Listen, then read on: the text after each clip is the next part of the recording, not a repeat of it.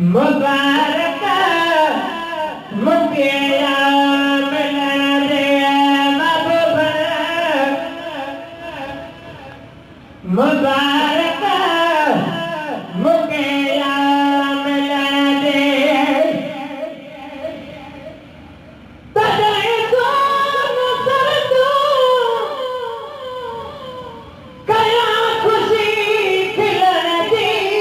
महबूब ने मुबारक मुकिया मिलन दे महबूब मुबारक मुकिया मिलन दे विचारा वातन ते लगे लगा खतरा विचारा वातन ते लगे लगा खतरा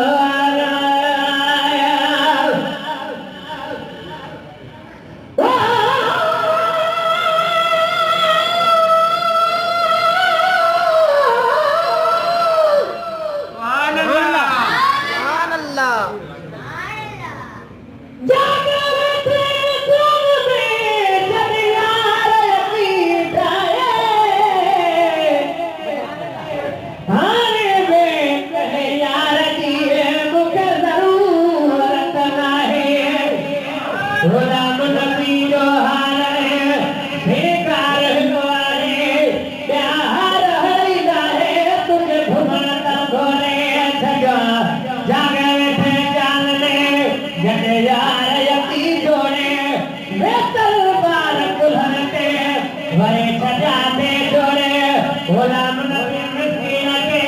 को तंग कंदो तोड़े तब तोड़ो मोरे मुखे हथड़ो यार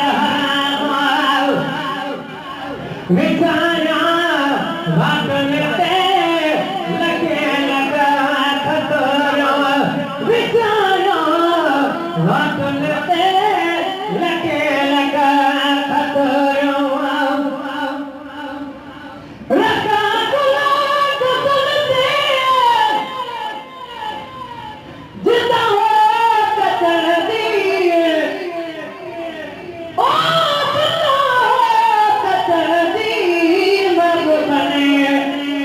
मुबारक मुकिया मिलन दे महबूब मुबारक मुकिया मिलन दे फिर मुमा हो रहना से सरद में जन्म थी फिर मुमा हो रहना से सरद में जन्म थे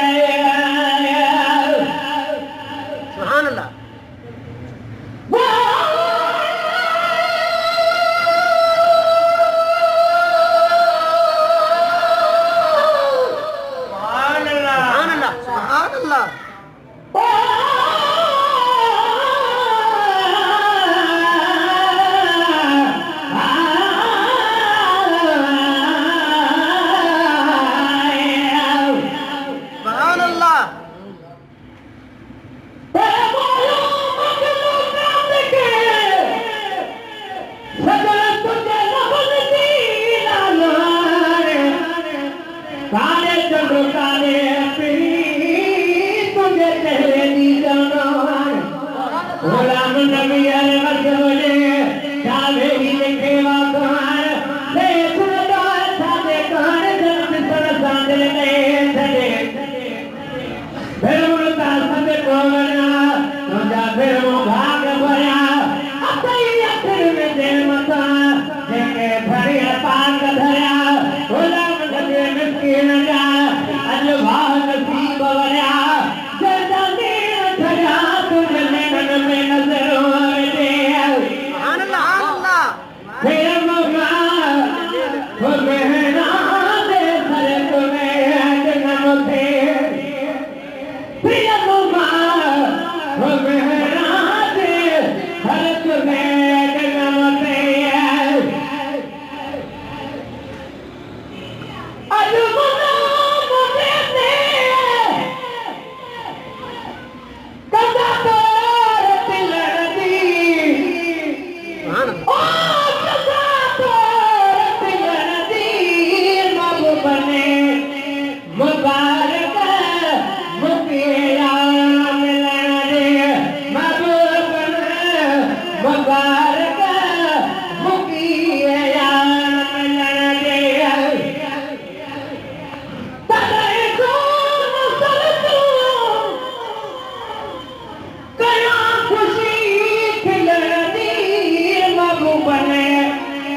मुबारक मुकिया मिलण दे महबूब मुबारक मुकिया मिलण दे आसुन जो उम्मीद थी सब सजायो आसुन जो उम्मीद थी सब सजायो